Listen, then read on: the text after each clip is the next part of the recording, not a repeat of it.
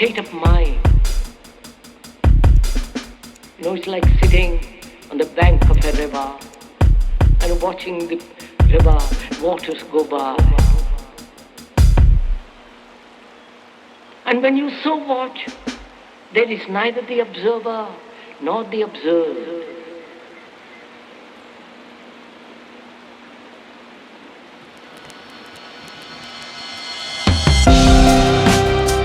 There is only a movement.